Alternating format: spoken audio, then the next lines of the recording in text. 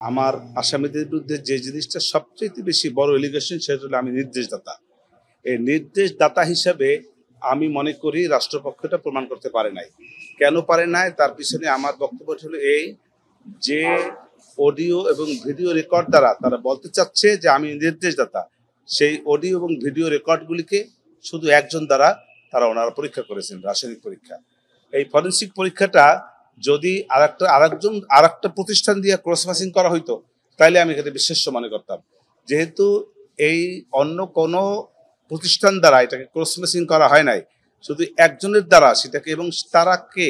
প্রত্যেকেই রাষ্ট্রের, প্রসিকিউশন রাষ্ট্র, যারা এই পরীক্ষা করেছে তারাও রাষ্ট্র, এবং তার রাষ্ট্রের সবাই একই সংমিশ্রণ, রাষ্ট্রের আরেকটি প্রতিষ্ঠান। অতএব রাষ্ট্রের সঙ্গে রাষ্ট্রের যে প্রতিষ্ঠানের একটি যা চাইবে সেটাই দিবে, এটাই স্বাভাবিক কথা। অতএব যে সমস্ত সাক্ষীরা সে ফরেনসিক রিপোর্ট দাখিল করেছে সেই ফরেনসিক রিপোর্টগুলি অগ্রাহ্য হইবে বলে আমি মনে করি। এছাড়া রাজাকারের নাতিপতি উস্কানি, এই উস্কানির জায়গায় আমার বক্তব্য ছিল এরকমের যে ছাত্রছাত্রীরা এই বক্তব্যটাকে ভুলভাবে নিয়েছে। উনি ছাত্রছাত্রীদেরকে রাজাকার নাতিপতি বলেন নাই, কারণ বর্তমানে যারা যে সমস্ত ছেলেরা আন্দোলন করেছে তাদের জন্ম অনেক স্বাধীনতা যুদ্ধের অনেক পরে। আর তাদের পিতামাতাকে তারা রাজাকার ছিল কিনা, তার দাদা নানা রাজাকার ছিল কিনা, এইসব প্রশ্ন আমি করেছি।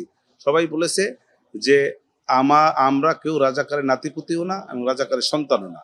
সেক্ষেত্রে এই যে বক্তব্যটার ভিতরে একটা ভুল ছিল এবং তাদেরকে বাচ্চা কোমলমতি ছেলেমেয়েদেরকে ভুল বোঝানো হয়েছে কোনো একটি পক্ষ দ্বারা। এবং এই যে টোটাল আন্দোলনটা সেটা যে একটা ডিজাইন, শেখ হাসিনাকে যে প্রত্যাখ্যানের জন্য তাকে বাধ্য করা, এই রাষ্ট্র ক্ষমতা থেকে সরানোর বাধ্য করানোর যে একটা প্রচেষ্টা দীর্ঘদিন ছিল সেটা, এবং সেটার প্রমাণ হলো এইটা। নাহিদ ইসলাম 4 তারিখে কিভাবে বুঝলো যে 5 তারিখে এই সরকারের পতন হবে? সেই কারণে সে 4 তারিখে সে ডক্টর ইউনূস স্যারের সঙ্গে কথা বলেছে। এই যে জিনিসটা, এইটাকে সমস্ত কিছুর সন্দেহের মূল একটি চালিকা শক্তি বলে আমার কাছে মনে হয়েছে। লার্নেড কোর্ট, জজশিপ যদি এইটাকে গ্রহণ করেন, এই 1 পয়েন্টের উপরেও আমার আসামি খালাস পেতে পারে। রাজশাহী ধরে বলেছি, সে নিজেকে বাঁচার জন্য সে অন্যের কাঁধে দোষ দিয়ে বাঁচার চেষ্টা করেছেন। অতএব এই যে অন্যকে দোষ দিয়া নিজে বাঁচার যে প্রচেষ্টাটা, এটাকে গ্রহণ করবেন না বলে এটাই আমি মনে করছি। উনি দোষী। সন্দেহাতীতভাবে রাষ্ট্রপক্ষ এই মামলা প্রমাণ করতে সক্ষম হয় নাই। এই সক্ষম না হওয়ার কারণে আমার আসামিরা খালাস পাবে।